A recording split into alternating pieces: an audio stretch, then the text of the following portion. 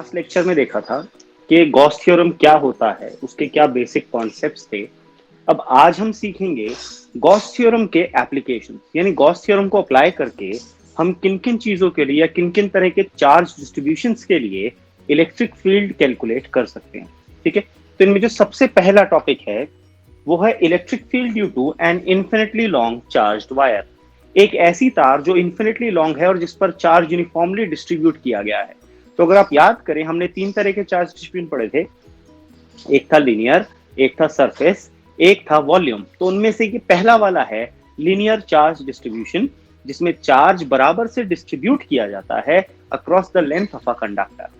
ठीक, तो इसको समझने के लिए हम कुछ इस तरह का कॉन्सेप्ट इस्तेमाल करेंगे। देखिए, हम अज्यूम करते हैं ये हमारी वो कंडक्टर है,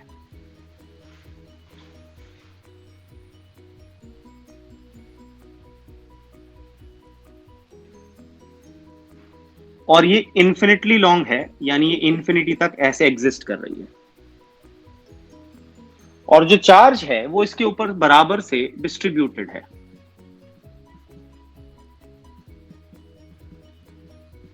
तो ये लीनियर चार्ज डिस्ट्रीब्यूशन का केस हो जाता है। अब अगर आपको मेरा वो लेक्चर याद हो, मैंने उसमें आपको इसकी जो इलेक्ट्रिक फील्ड थी उसकी सिमेट्री बताई थी। मैंने बताया था कि जो इलेक्ट्रिक फील्ड होती है ये सिमेट्रिकल होती है अलोंग द लाइन, और ये कहलाती है सिलेंड्रिकल सिमेट्री।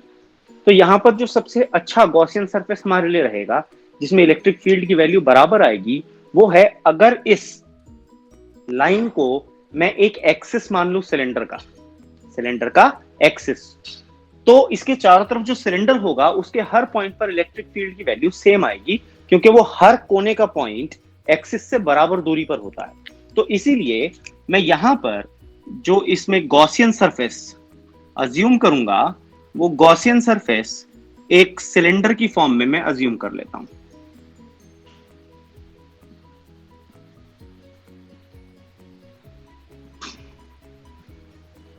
मैंने एक सिलेंड्रिकल गॉसियन सरफेस यहां अज्यूम कर लिया। ठीक है, ये जो गॉसियन सरफेस है इसकी जो लेंथ है वो हम मान करके चल रहे हैं, वो है suppose L। Let L be the length of the Gaussian surface. ठीक है जी, तो अब इसमें क्या होगा, इस पे चार्ज बराबर से डिस्ट्रीब्यूटेड है, तो इसमें जो लीनियर चार्ज डेंसिटी है आप उसको यूज कर पाएंगे यहां पर। अब जो इलेक्ट्रिक फील्ड होगी इसके लिए, वो इलेक्ट्रिक फील्ड लाइंस ऐसे जा रही होंगी, like this. Electric field lines will be like this, ऐसे इधर से बाहर, ऐसे यूं बाहर, ये अलग अलग फील्ड लाइंस। ठीक, तो इसमें तीन एरियाज हैं, यह है एरिया नंबर 1, यह है एरिया नंबर 2, और ये कर्व्ड वाला है एरिया नंबर 3। तीन सरफेस एरिया होते हैं एक सिलेंडर के, दो तो कोने के ये ढक्कन एंड कैप्स, और एक ये कर्व्ड वाला एरिया। ठीक है, तो अब इन तीनों एरियाज का टोटल फ्लक्स मैं कैलकुलेट कर सकता हूं। मैं कैलकुलेट करूंगा कॉन्सेप्ट ऑफ फ्लक्स। याद रखना, जितने भी एप्लीकेशंस ऑफ गॉस थ्योरम है उनमें इलेक्ट्रिक फील्ड निकालने का एक ही तरीका है, एक ही पैटर्न है। अगर आपने वो पैटर्न याद कर लिया तो आप फिर सारी डेरिवेशंस इसकी सॉल्व कर पाएंगे। पैटर्न क्या है मैं बता देता हूं। आपको एक बार इलेक्ट्रिक फ्लक्स कैलकुलेट करना है नॉर्मल मेथड से। नॉर्मल मेथड कौन सा होता था? फ्लक्स का फॉर्मूला होता था electric field into area into cos theta. उसका इंटीग्रेशन वाला कॉन्सेप्ट यूज करके आप फ्लक्स कैलकुलेट करोगे बिना गॉस थ्योरम के। फिर अगले स्टेप में आप गॉस थ्योरम का इस्तेमाल करते हुए उसी का फ्लक्स कैलकुलेट करोगे। दोनों फ्लक्स को आप इक्वेट कर दोगे, क्योंकि आप एक ही बॉडी की बात कर रहे हो। आपके पास उसमें इलेक्ट्रिक फील्ड की वैल्यू निकल जाएगी। ये तरीका है। क्या तरीका है? पैटर्न याद कर लो। पहले आप फ्लक्स निकालोगे bye using normal method, flux का फॉर्मूला यूज करते हुए integration of E dot D S. फिर आप फ्लक्स निकालोगे बाय यूजिंग गॉस थ्योरम, जो कि होता है चार्ज अपॉन एप्सिलॉन नॉट। दोनों फ्लक्स की वैल्यूज को इक्वेट कर दोगे, क्योंकि आप एक ही बॉडी की बात कर रहे होगे। उससे आप इलेक्ट्रिक फील्ड का फॉर्मूला डिराइव करोगे। ये जनरल मेथड है जो हम इस्तेमाल करेंगे सारी डेरिवेशंस। जितनी भी इसकी डेरिवेशंस होनी है, एक ही पैटर्न हमने यूज करना है। Got it? तो अब पहले फ्लक्स निकालना है नॉर्मल मेथड से। नॉर्मल मेथड से फ्लक्स निकालने के लिए ई डॉट डी एस होता है। तो अगर मैं इलेक्ट्रिक फ्लक्स कैलकुलेट करूं,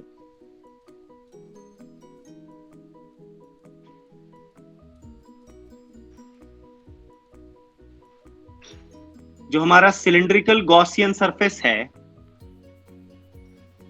उससे अगर मैं फ्लक्स कैलकुलेट करूं फाई, वो हो जाएगा flux of first surface plus flux of second surface plus flux of third surface, यही आ जाएगा तीनों के फ्लक्स। अब अगर इसका एरिया एस है, इसका एरिया एस है, और यहां मैं एक छोटा सा एरिया एलिमेंट कंसिडर कर लेता हूं ds, तो जो इसका एरिया वेक्टर यूनिट वेक्टर आएगा एन कैप, वो ऐसे बनेगा।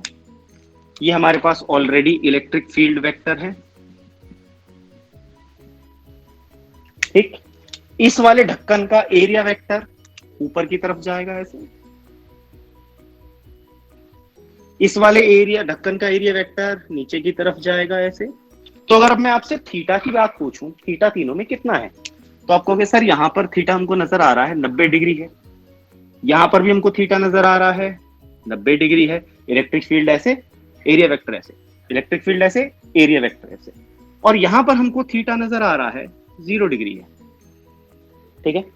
तो फ्लक्स 1, 2 और 3 तीनों में थीटा की वैल्यू डाल देंगे हम, तो हमारे पास जो फ्लक्स आएगा फाई, वो आ जाएगा फ्लक्स 1, वो आएगा integration of E dot ds for surface 1, ठीक है। ये क्लोज्ड नहीं है इसलिए मैं क्लोज नहीं यूज करूंगा, ओपन सरफेसेस आएंगे, plus integration of E dot ds for surface 2 plus integration of E dot ds for surface 3, यही होगा टोटल फ्लक्स।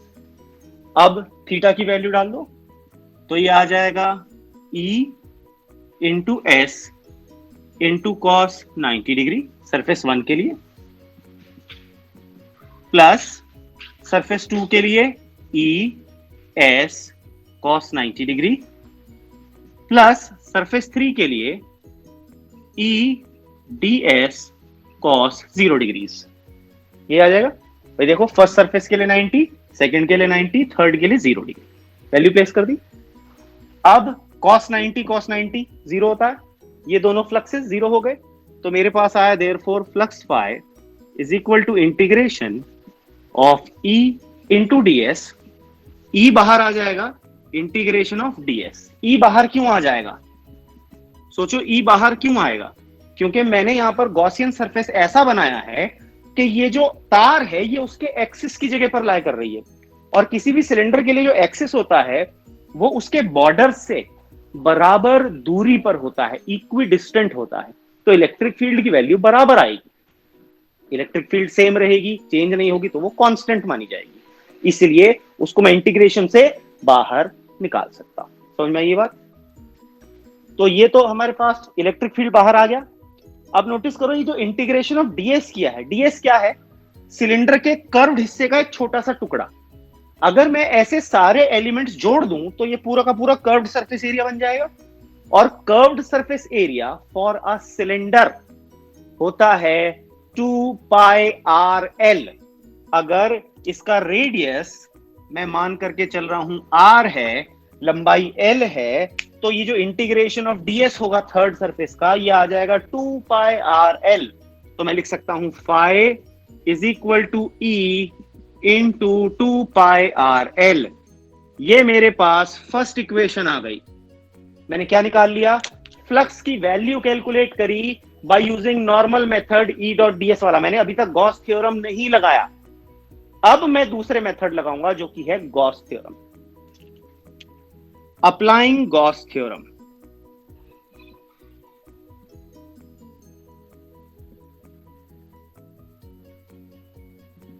अगर हम गॉस थ्योरम अप्लाई करते हैं तो हम ये देखते हैं कि गॉस थ्योरम अप्लाई करने के बाद जो फ्लक्स की वैल्यू होती है वो होती है चार्ज अपॉन एप्सिलॉन नॉट। तो गॉस थ्योरम कहता है फ्लक्स होगा चार्ज अपॉन एप्सिलॉन नॉट। एक तार है जिसकी लंबाई है L, क्योंकि मैं केवल L लेंथ कंसिडर कर रहा हूं, और इस पर लिनियर चार्ज डेंसिटी लैम्डा है, तो Q की वैल्यू लैम्डा L लिखी जा सकती है, लिखी जा सकती है ये वैल्यू लैम्डा L, ठीक है, लिखा जा सकता है ये लैम्डा L। ये मेरे पास फ्लक्स की वैल्यू आ गई। तो देखो, मैंने फ्लक्स की दो वैल्यूज निकाल ली। एक कौन से मेथड से निकाली? नॉर्मल मेथड से, ई डॉट डी एस से। एक कौन से मेथड से निकाली? गॉस थ्योरम से। दोनों बात तो इसी सरफेस के फ्लक्स की हो रही है, यानी एक ही चीज की बात कर रहे हैं। तो इन दोनों इक्वेशंस को हम इक्वेट कर देंगे। तो मैं लिख सकता हूं from equation number 1 and equation number 2, ये जो दोनों इक्वेशंस हैं मैं इनको इक्वेट कर देता हूं। तो मैं लिख सकता हूं E into 2πRL equals lambda L upon epsilon not.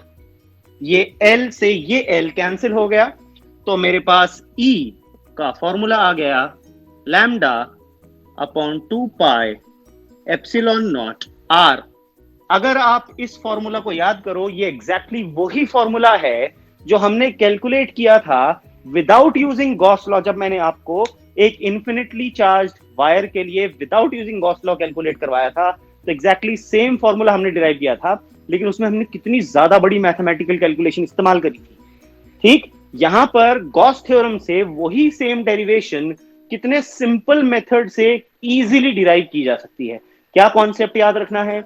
एक बार आप फ्लक्स निकालेंगे without using Gauss law, normal method flux का फॉर्मूला होता है integration of E dot D S, surface integral of electric field. दूसरा मेथड आप इस्तेमाल करेंगे यूजिंग गॉस लॉ, दोनों फ्लक्स सेम हो, एक ही बात बॉडी की बात हो रही होती है, तो आप दोनों फ्लक्स के फॉर्मूलाज को इक्वेट कर देंगे giving you the value of electric field. ठीक, तो ये हमने पहली डेरिवेशन कर ली। देख लीजिए, ये सबको समझ में आ गई? चलिए, ये हो गया electric field due to a linear charge. ठीक है, अब हम कैलकुलेट करेंगे दूसरी फील्ड, और ये अब एक प्लेन शीट की वजह से है। अगर मेरे पास इन्फिनिटली चार्ज्ड एक शीट है, तब उस केस में मैं इलेक्ट्रिक फील्ड किस तरह से कैलकुलेट करूंगा, अब हमको ये कॉन्सेप्ट देखना है।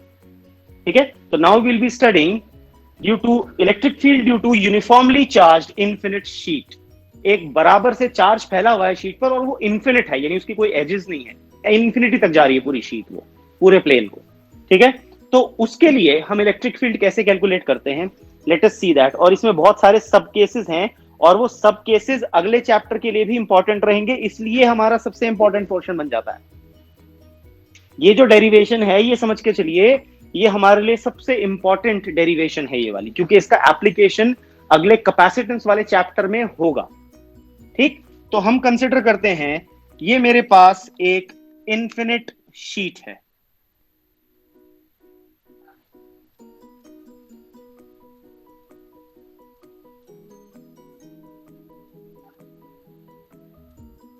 और ये यूनिफॉर्मली चार्ज है, तो चार्ज जो है इस पर बराबर से स्प्रेड आउट है।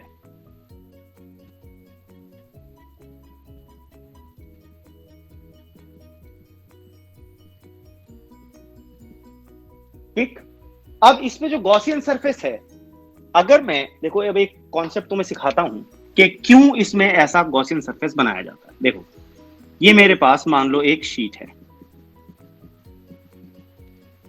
अब अगर मैं इसका एक सर्कुलर टुकड़ा लूं, ऐसे छोटा सा एलिमेंट, और अब मैं अपना गॉसियन सरफेस किसकी फॉर्म में बनाऊं? स्फेयर की तरह। तो ये मेरा गॉसियन सरफेस इधर भी और ये पीछे भी ऐसे बन गया। ये गॉसियन सरफेस सही नहीं है। आप कहोगे क्यों सर? सर्कल के लिए उसका कारण मैं बताता हूं। ये प्लेन शीट है, तो इससे जो इलेक्ट्रिक फील्ड होगी वो ऐसी होगी, एकदम सीधी सीधी बाहर की तरफ।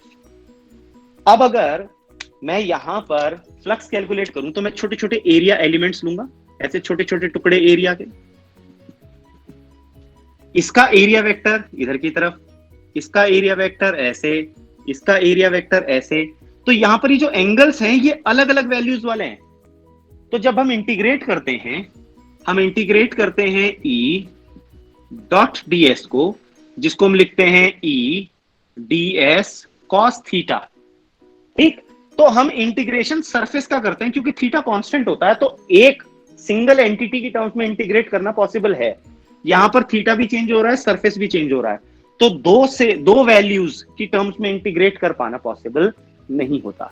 इसीलिए हम हमारा गॉसियन सरफेस ऐसा लेते हैं जिसमें थीटा की वैल्यू एक फिक्स्ड वैल्यू हो, उसमें वैल्यूज अलग अलग चेंज ना हो रही हो, इसलिए मैं स्फेरिकल गॉसियन सरफेस अज्यूम करूंगा। तो मैं मैथमेटिकली इसको सॉल्व करने के लिए फंस जाऊंगा, क्योंकि मैं दो अलग अलग वैल्यूज की फॉर्म में साथ में इंटीग्रेट नहीं कर सकता, तो ये दिक्कत आ जाती है हमारे पास। इसीलिए हम गॉसियन सरफेस ऐसा अज्यूम करते हैं जहां पे थीटा की वैल्यू एक फिक्स्ड वैल्यू हो किसी भी एक गिवन सरफेस के लिए जो आप अज्यूम करो। ठीक, तो इसलिए हम ऐसा सरफेस इसमें ड्रॉ नहीं कर सकते, ये समझना बहुत जरूरी है, क्योंकि आप केवल रटेंगे नहीं कि भाई हमने ये सिलेंडर बना दिया, इसके साथ चारों तरफ गॉसियन सरफेस। उसका एक रीजन है। अगर आप पिछला एग्जांपल देखो, जो हमने पिछली डेरिवेशन करी उसमें 3 सरफेस लिए थे, ठीक है, एक दो सरफेसेस पर 90 और 90 फिक्स था थीटा, दो पर 90 90 और एक पर 0 था, कहीं भी ले लो 0 ही आएगा। तो हमारे पास थीटा की वैल्यू फिक्स थी, तभी हमने केवल ds का इंटीग्रेशन करके 2 पाई RL निकाला था। लेकिन अगर उसी में मैं थीटा भी ऐसा डाल देता कि वो बदल रहा होता, तब मैं इसको इंटीग्रेट करके सॉल्व नहीं कर सकता। यही कारण है कि हम गॉसियन सरफेस एक स्पेसिफिक शेप का अज्यूम करते हैं, ना कि रैंडमली कुछ भी सरफेस अज्यूम कर लेते हैं, क्योंकि वो मैथमेटिकली सॉल्व कर पाना चैलेंजिंग हो जाता है। Got it? तो अब बारी आती है, भैया इस शीट पर मैं स्फेयर नहीं बना सकता, तो मैं क्या बनाऊं? मैं या तो बना सकता हूं सिलेंडर या बना सकता हूं क्यूबॉइड, दोनों सही है, दोनों में से कोई भी गलत नहीं है। चाहे मैं यहां पर सिलेंडर बनाऊं या मैं बनाऊं क्यूबॉइड, दोनों के लिए वैल्यू सेम आएगी। ठीक, तो मैं अब आपको नोट्स में मैं सिलेंडर वाली डेरिवेशन दे रखी है, मैं यहां पर क्यूबॉइड वाला करा देता हूं, तो दोनों एक साथ कवर हो जाएंगे। आपके शीट वाली डेरिवेशन देखोगे तो सिलेंडर की समझ में आ जाएगी, यहां मैं आपको क्यूबॉइड की फॉर्म में करा देता हूं, दोनों ही आपको एकदम क्लियर हो जाएंगे, क्रिस्टल क्लियर बन जाएंगे। देखो कैसे। मैं यहां पर एक रेक्टेंगुलर इसका एरिया एलिमेंट कंसिडर कर लेता हूं, टुकड़ा रेक्टेंगल की फॉर्म में ऐसे, ठीक है। अब अगर मैं इसमें गॉसियन सरफेस बनाता हूं, तो वो गॉसियन सरफेस मैं कुछ ऐसा सा ड्रॉ कर सकता हूं।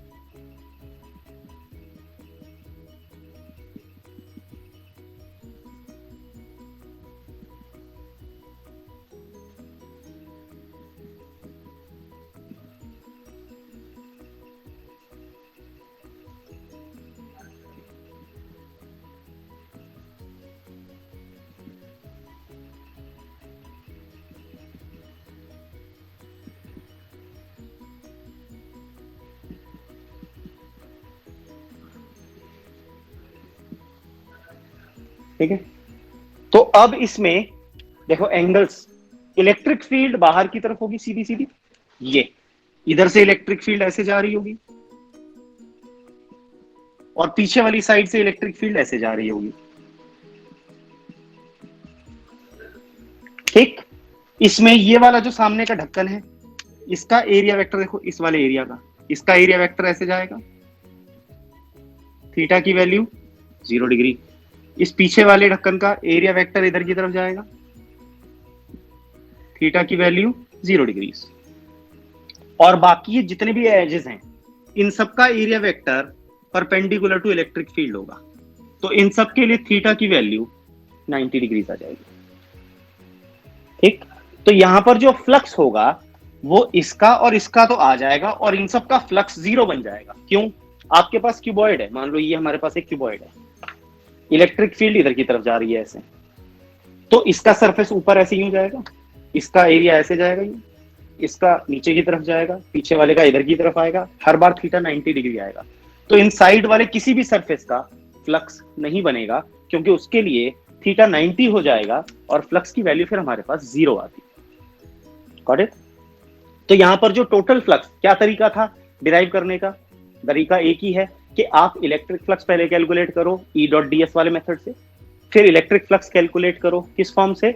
गॉस थ्योरम का इस्तेमाल करके, दोनों को इक्वेट कर दो, इलेक्ट्रिक फील्ड का फॉर्मूला बन जाएगा।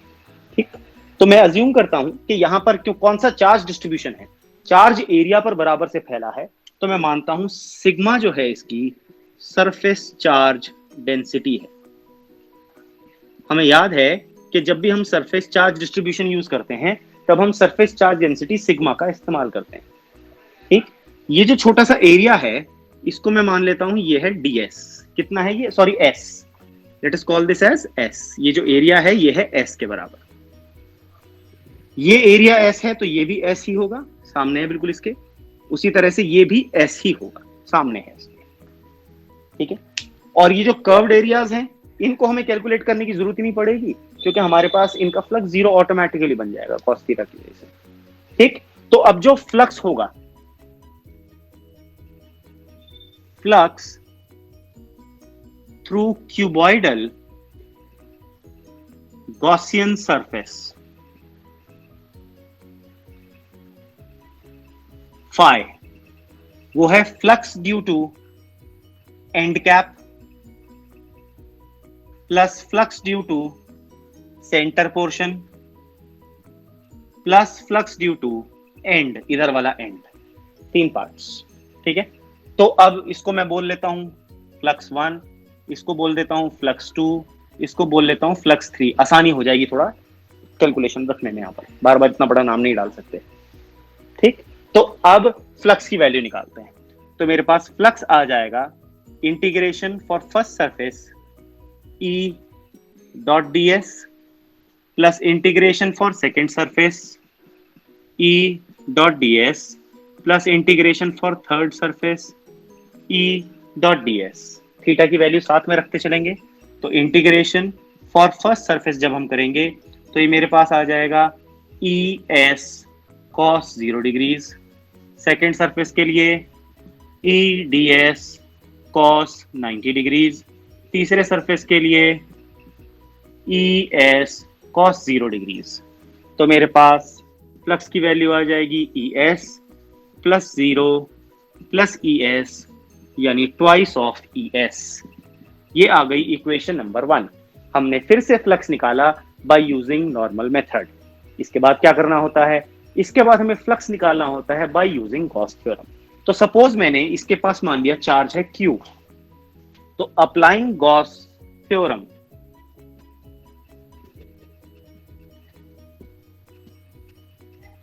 अगर मैं गॉस थ्योरम अप्लाई करता हूं तो जो फ्लक्स है वो Q अपॉन एप्सिलॉन नॉट होना चाहिए।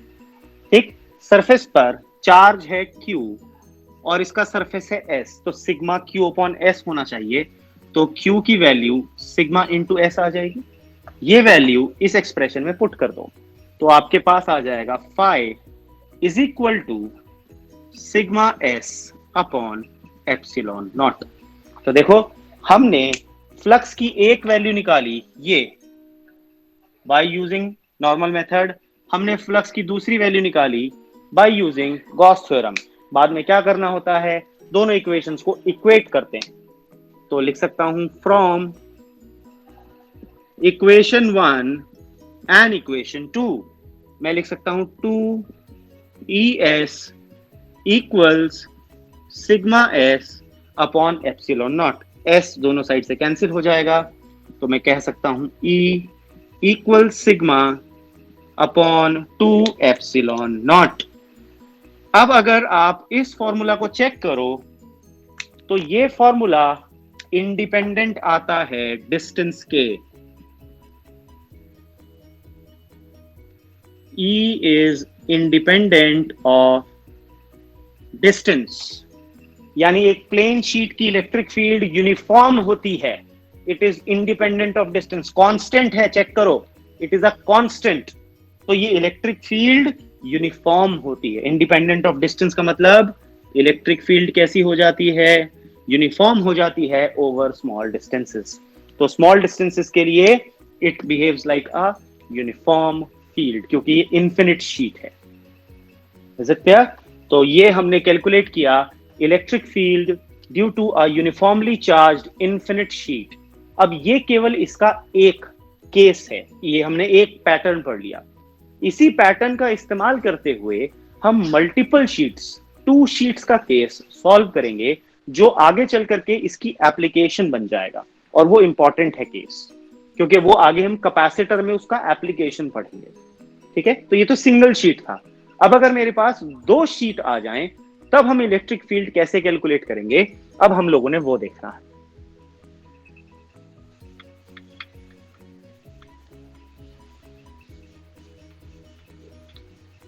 याद रखिएगा, एक शीट की जो फील्ड होती है सिग्मा अपॉन 2 एप्सिलॉन नॉट होती है, और ये अब वैल्यू हम यूज करेंगे हमारी अगली डेरिवेशन में। अब बार बार डिराइव नहीं करेंगे हम एक एक शीट की। तो अब मेरे पास दो शीट्स हैं, इन्फिनिट शीट्स हैं दोनों। एक शीट है ये, दूसरी शीट है ये, दोनों ही इन्फिनिट हैं।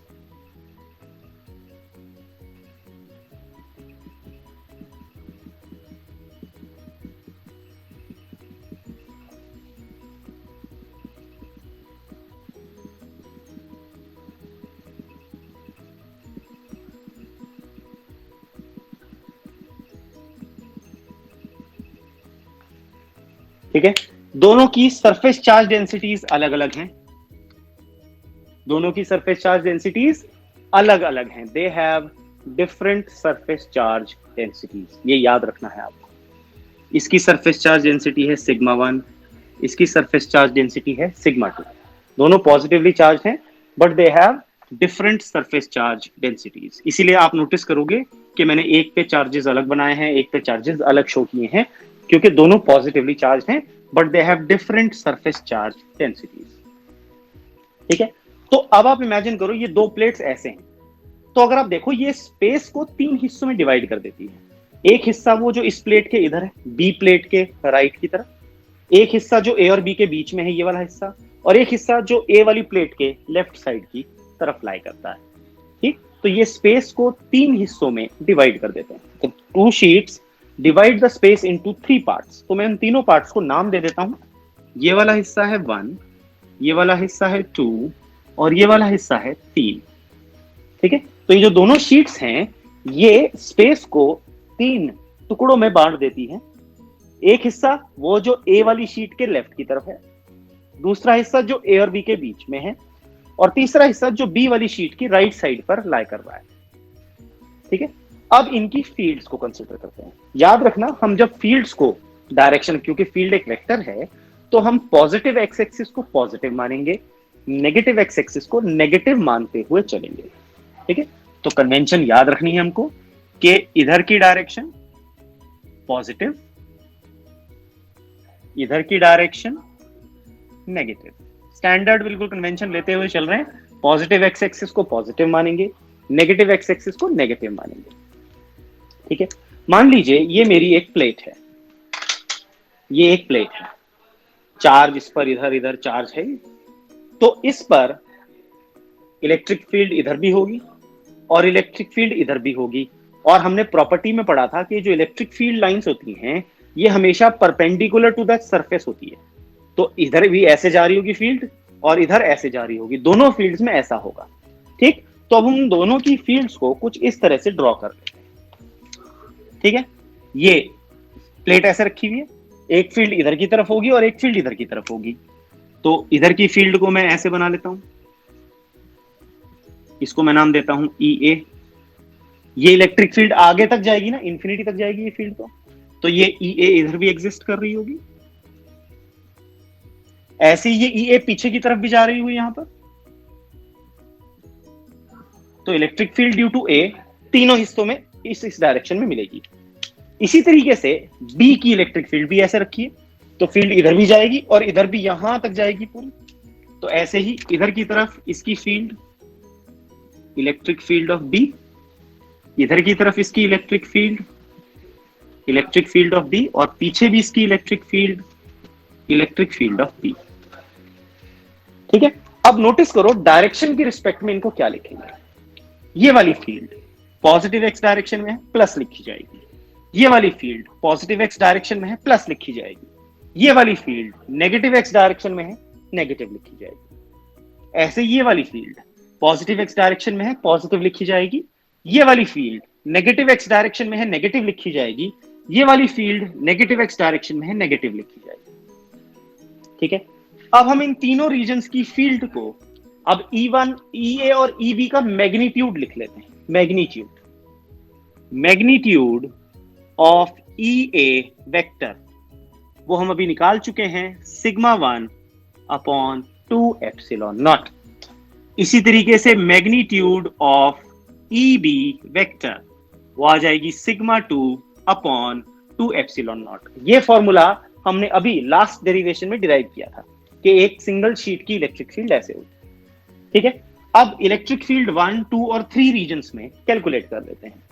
तो इलेक्ट्रिक फील्ड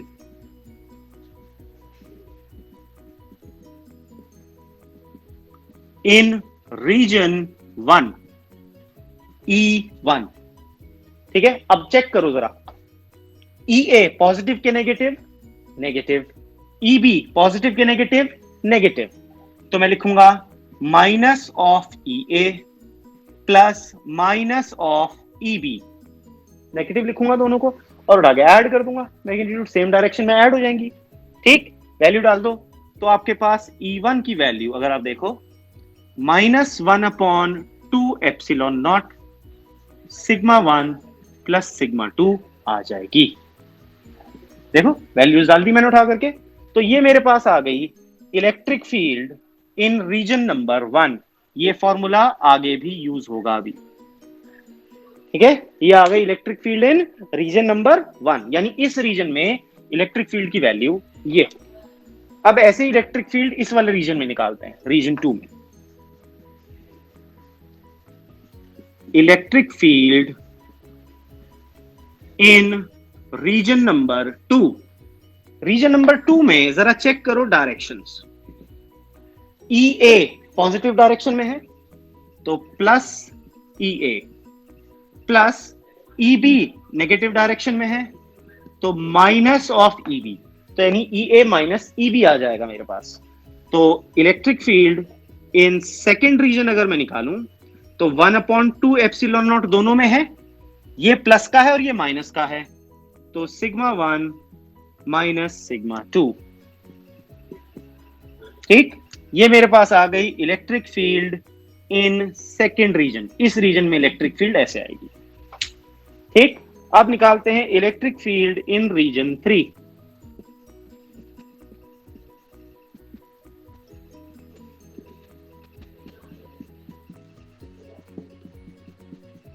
अब देखो EA भी पॉजिटिव एक्स डायरेक्शन में प्लस, EB भी पॉजिटिव डायरेक्शन में तो प्लस, तो लिखूंगा plus EA plus plus EB। Values put कर दो तो electric field in third region 1/2 epsilon naught common sigma 1 plus sigma 2। ये आ गई हमारी इलेक्ट्रिक फील्ड तीसरे रीजन में उधर की तरफ। तो ये हमने कैलकुलेट कर ली electric field due to 2 parallel infinite sheets. अगर मेरे पास 2 पैरेलल इन्फिनिट शीट्स हों तब उनकी इलेक्ट्रिक फील्ड हम कैसे निकालेंगे। तो ये हमारे पास तीनों फॉर्मूला आ गए। इन फॉर्मूलाज को दिमाग में बैठा लो, आगे इनका एक और केस देखना है। ठीक, ये क्या है, electric field due to 2 parallel infinite sheets. ठीक, अब मूव करते हैं, इसी का एक और सब हेडिंग आगे बना सकते हैं, इसी का एक स्पेशल केस हम बना सकते हैं। देखते हैं इसका स्पेशल केस क्या है।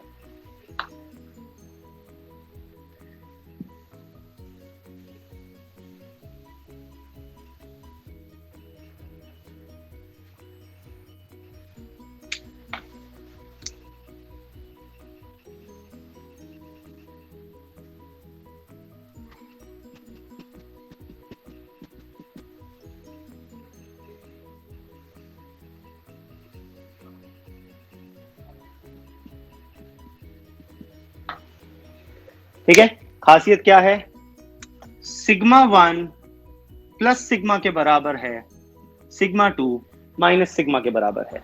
यानी अब प्लेट्स आइडेंटिकल हैं, प्लेट्स आर आइडेंटिकल, एक जैसी हैं, और सरफेस चार्ज डेंसिटी भी बराबर है मैग्नीट्यूड में। फर्क क्या है, पोलैरिटी ऑपोजिट है। यानी एक प्लेट पॉजिटिवली चार्ज है, दूसरी प्लेट नेगेटिवली चार्ज है, ये फर्क है। ठीक है, इलेक्ट्रिक फील्ड्स बनाते हैं, याद रखना पॉजिटिव से इलेक्ट्रिक फील्ड अवे होती है, नेगेटिव के लिए इलेक्ट्रिक फील्ड टुवर्ड्स होती है। तो ये इलेक्ट्रिक फील्ड EA, ये भी EA, सेम प्रीवियस डायग्राम की तरह ये भी EA। अब इलेक्ट्रिक फील्ड नेगेटिव की टुवर्ड्स होती है तो ये EB, ये EB, और ये EB, नेगेटिव की टूवर्ड्स। ठीक, तो अब नोटिस करो, पहले बाहर की तरफ दोनों की डायरेक्शन सेम थी, अब बाहर की तरफ डायरेक्शन ऑपोजिट हो गई, देखो पलट गई, और अंदर की तरफ डायरेक्शन सेम हो गई। तो अगर मैं इनका मैग्नीट्यूड्स निकालूं, इलेक्ट्रिक फील्ड ऑफ ए और इलेक्ट्रिक फील्ड ऑफ बी बराबर होगी क्योंकि सरफेस चार्ज डेंसिटी सेम है, वो हो जाएगी, अगर मैं इलेक्ट्रिक फील्ड ऑफ ए निकालूं तो वो आ जाएगी सिग्मा अपॉन 2 एप्सिलॉन नॉट, और इलेक्ट्रिक फील्ड ऑफ बी निकालूं तो वो आ जाएगी minus sigma upon 2 epsilon not. फर्क किसका आएगा? माइनस का आएगा भाई। ठीक है, यानी सिग्मा 1 की जगह मैं प्लस सिग्मा रख सकता हूं, सिग्मा 2 की जगह माइनस सिग्मा रख सकता हूं। तो इन्हीं तीन फॉर्मूलाज में सिग्मा 2 की जगह माइनस सिग्मा रख दो उठा करके, सिग्मा 1 की जगह प्लस सिग्मा रख दो। ठीक है, तो using values of sigma 1 and sigma 2 in equation number 1, 2 and 3, ये जो तीनों इक्वेशन, इसलिए मैंने रब नहीं करी ताकि आप देख सको। ठीक है, सिग्मा 1 की जगह रखना है प्लस सिग्मा, सिग्मा 2 की जगह रखना है माइनस सिग्मा। तो देखो, electric field in first region minus 1/2 epsilon naught plus sigma minus sigma, कितनी आ गई? 0। यहां पर कोई इलेक्ट्रिक फील्ड एग्जिस्ट नहीं करेगी। ठीक, रीजन 2 पर 1/2 एप्सिलॉन नॉट, सिग्मा 1 की जगह सिग्मा, माइनस लगा के माइनस सिग्मा, सिग्मा 2 की जगह, तो माइनस माइनस प्लस, तो यह आ गया 2 sigma upon 2 epsilon not, that is sigma upon epsilon not. यानी यहां पर जो इलेक्ट्रिक फील्ड आई वो आई सिग्मा अपॉन एप्सिलॉन नॉट। बहुत काम का फॉर्मूला है ये। इसके बाद थर्ड रीजन पर आ जाओ, थर्ड रीजन पर चेक करो, यहां पर है 1/2 epsilon not sigma 1 plus sigma 2, यानी सिग्मा माइनस सिग्मा, दोबारा से कितनी आ गई? 0। Electric field E equal 0। यानी अगर दो ऑपोजिटली चार्ज प्लेट्स में ये ले लेता हूं तो उनके बाहर इलेक्ट्रिक फील्ड लाए ही नहीं करती, और अंदर इलेक्ट्रिक फील्ड की वैल्यू है सिग्मा अपॉन एप्सिलॉन नॉट। तो अब मैं इनको रब करता हूं और तब आपको बताता हूं कि इसमें फायदा क्या है, ये किस काम के लिए है ये कॉन्सेप्ट, या ये क्यों यूज होगा, क्यों मैंने कहा था ये काम का है। तो अब आप इमेजिन करो, मेरे पास दो प्लेट्स हैं, ये दो शीट्स हैं मेरे पास, ये एक है पॉजिटिवली चार्ज्ड और एक है नेगेटिवली चार्ज। ये है ए, ये है बी। साइड से देखूं तो एक लकीर जैसी दिखेगी ना मुझे, तो मैं इसलिए ऐसे ड्रॉ कर रहा हूं।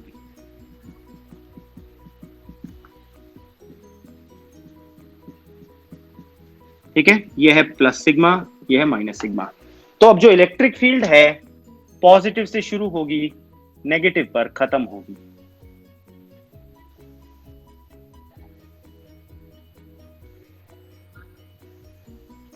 अब आप याद करो, मैंने आपको कहा था इस तरह से कौन सी इलेक्ट्रिक फील्ड बनाई जाती है।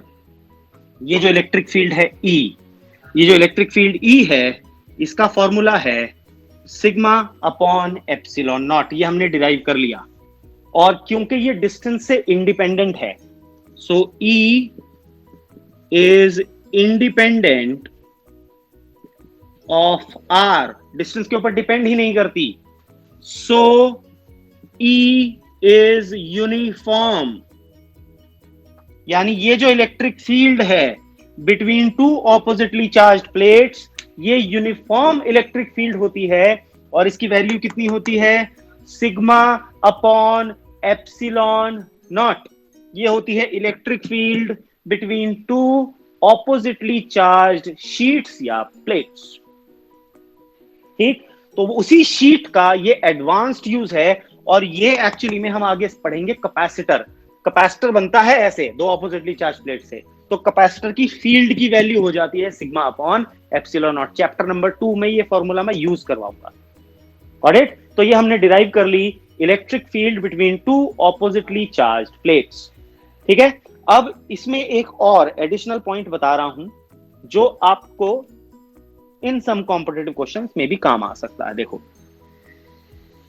मान लो ये मेरे पास प्लेट है, ठीक है, अब ये बिल्कुल नेग्लिजिबल थिकनेस की तो नहीं होगी ना कुछ थिकनेस तो होती है भाई, हमें पता है। वो थिकनेस की वजह से कोनों पर ना थोड़ी सी गड़बड़ हो जाती है फील्ड में। मैं बताता हूं क्या होता है। असलियत में जो इलेक्ट्रिक फील्ड लाइन होती है यहां पर तो ऐसी होंगी, बिल्कुल सीधी सीधी, बिल्कुल यूनिफॉर्म होती है, बीच में यूनिफॉर्म होती है। लेकिन कोनों पर इलेक्ट्रिक फील्ड थोड़ी बेंड हो जाती है, इसे एज इफेक्ट बोलते हैं। ठीक है, उसका कारण है क्योंकि यहां पर भी चार्ज है ना, तो वो चार्ज ऐसे ही, electric field is always perpendicular to the surface. ठीक है, तो अगर यहां की इलेक्ट्रिक फील्ड ई है, ई की value sigma upon epsilon not होती है, तो यहां पर जो इलेक्ट्रिक फील्ड है यहां पर उसे बोलते हैं ई एंड। तो ये याद रखना, एंड की जो इलेक्ट्रिक फील्ड होती है वो हाफ ऑफ ई होती है, यानी सिग्मा अपॉन 2 एप्सिलॉन। कोने पर जो फील्ड होती है वो आधी हो जाती है, just because of edge effect. ठीक है, एडिशनल पॉइंट है ये, नोट की फॉर्म में आप याद रख सकते हो क्योंकि ये एडिशनल है। एकेडमिक्स में इसका जल्दी से लेना देना आपको नहीं मिलेगा, but still for your knowledge मैंने आपको बता दिया कि जो एंड्स होते हैं वहां पर ये फील्ड हाफ हो जाती है कॉर्नर्स के इफेक्ट की वजह से, जो बोलते हैं एज इफेक्ट। ठीक है, तो ये हमने आज देखा इलेक्ट्रिक फील्ड ड्यू टू जो प्लेन शीट हमारे पास थी उसकी हमने इलेक्ट्रिक फील्ड आज कैलकुलेट कर ली। यहां तक सबको समझ में आ गया?